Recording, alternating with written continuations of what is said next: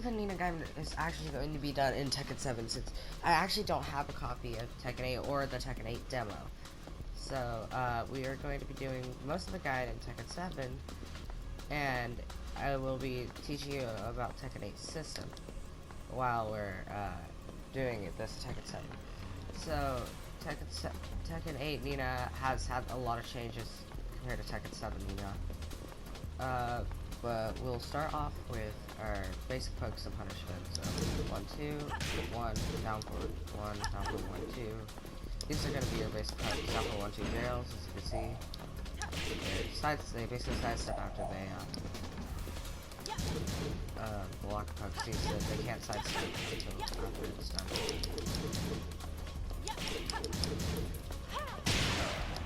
Yeah, so that is going to explain the basis of her poking mid and high mid poking. You'll also have your down by 3 and your down 2. Down 2 I think is +5 in the demo. It's kind of ridiculous. But this is going to be a very powerful poke, especially since it has a counter combo follow-up and down 2 too. Which is something you're going to use for combos. For example, one of your main combos will look like this. And it's just her heat engagers, we'll cover those in part 2, but we're just going to cover basic game plan, part 1. Another poke you're going to use a lot is sidestep 2, or 1. It's just a really good poke in general because you can cancel it and then backplay, which is by holding back. And you could cancel that into more offense, because this is like +10 on block. This is very nasty at the wall.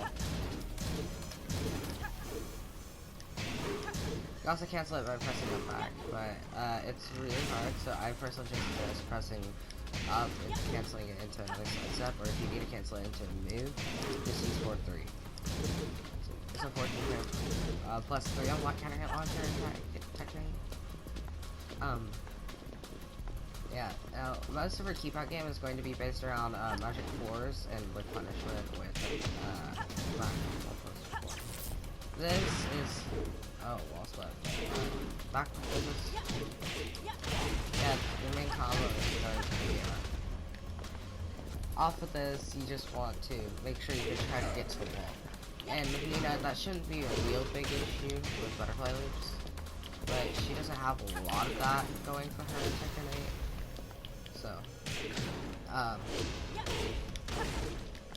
you really just kind of want to focus on getting like damage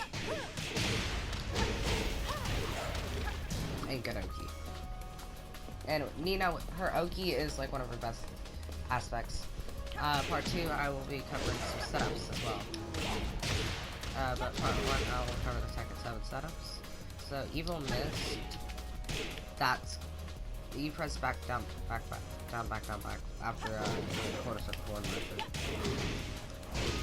Or you could do half circle forward, down, back, 2+4, or 2+3. It's kind of hard. So she doesn't really have a lot to her in buttons, necessarily in with offense. She doesn't really have a lot to her. You want to bait out, kind of hit stuff like this. These are going to be your best friends. This is a 60 frame high. This +1 on block and +3 on hit. Just chip damage technique. This is going to be a +6 on block high. That is kind of hit launcher. They're both kind of hit launcher. Yeah. Also, a good poke down forward 4. If you want to establish space and like get your keep-out game going, which Nina doesn't have the greatest keep-out game. It's there. This is I think this second hit to kind of hit launcher. Oh yeah, this is a nasty kind of hit launcher.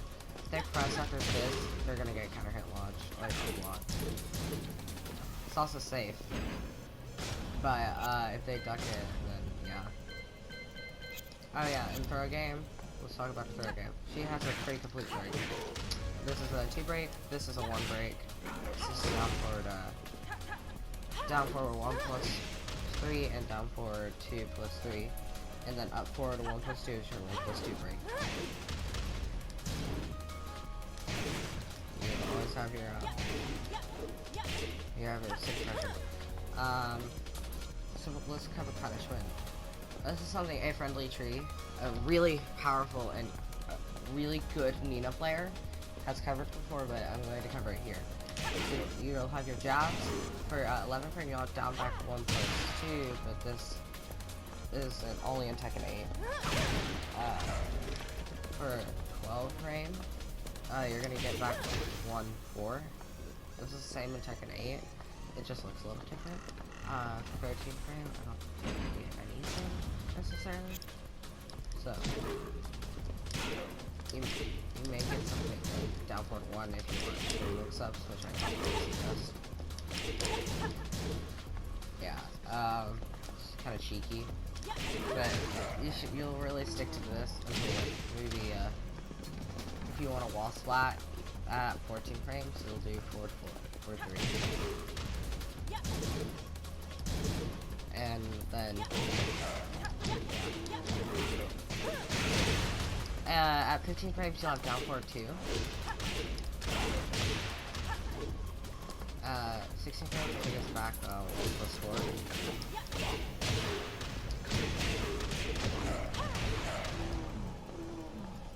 And I think that's really it until 19 frames where you get this. Or 18 frames you actually get this. This is nasty. This is like such a nasty launcher. Because you could get so much off of it. Say I did this, I did this. That's already a lot of damage, but I dropped it. Her combos are kind of execution heavy, depending on how you want to go with your combos. If you want butterfly loops, you're gonna have to learn how to do them. But it's not really too hard once you get the hang of it.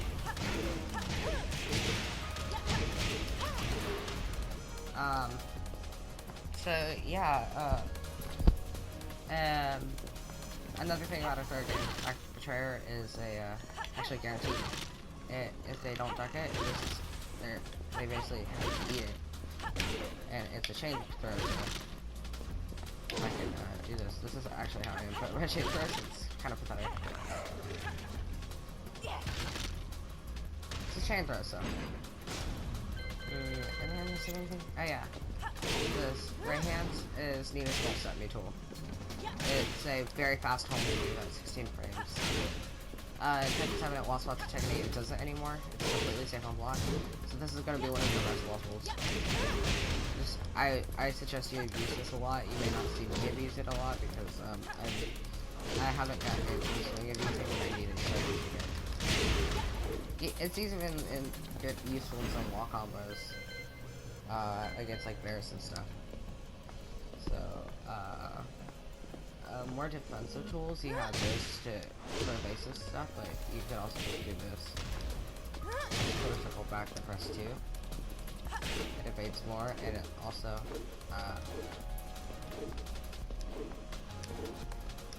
when you see her like get up, she's not doing well. Yeah, basically, and you also have sidestep 2. It's actually Krishna's highest, surprisingly. So, yeah, it's a good move. It's also a good move to make sidestep kind of short if you don't want to use something like Mighty Flip or something like that. If you get a sidestep over here, the opponent basically dies.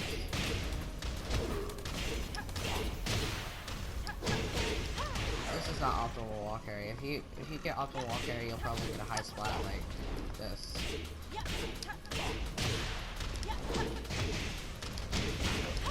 Yeah.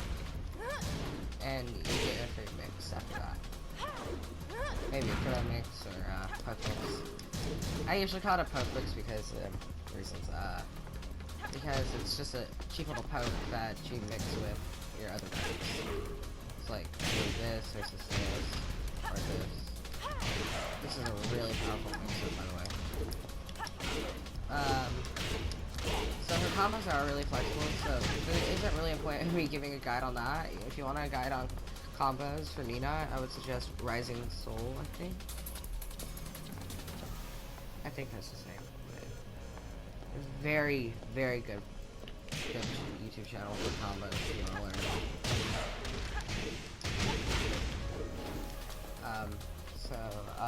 That's basically going. Just a very brief overview of Nina and Tekken 7. She always has some cheese like this and can opener, but it's not really that good since you can low parry, can opener, and you can step last hit of down 3-4-3. Oh, I didn't even mention this. This is actually a launcher normal hit. So this is like 16 frames from my memory. Basically you just like add 2 frames onto the 434 base. So.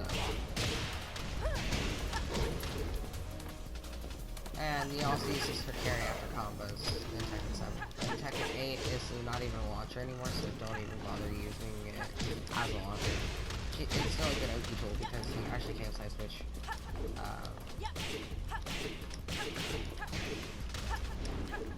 It's kind of hard to get. Yeah, but if you do it, I think if you do it from this angle, you can side switch with it. It's really cool. But, hey, this is going to be like one of your best OP tools. This right here.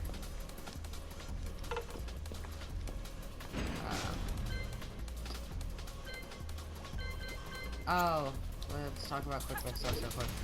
This is going to be a full crouch mix, so this is also down 4-3 +4 in Tekken 8. So this is going to be it's a chunky seeable low. Let you get it. It's semi-seeable, I would say, but you can mix it with Lost City too. Get like beefy damage off the skills. It's kind of dumb.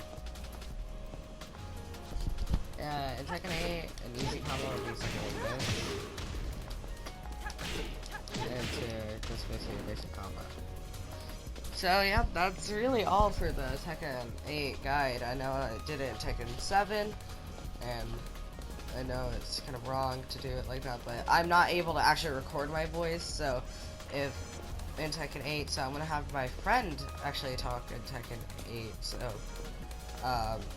and then I'll have him post it straight to my YouTube channel. I hope you guys enjoyed this, and I'll see you for part 2. Bye now.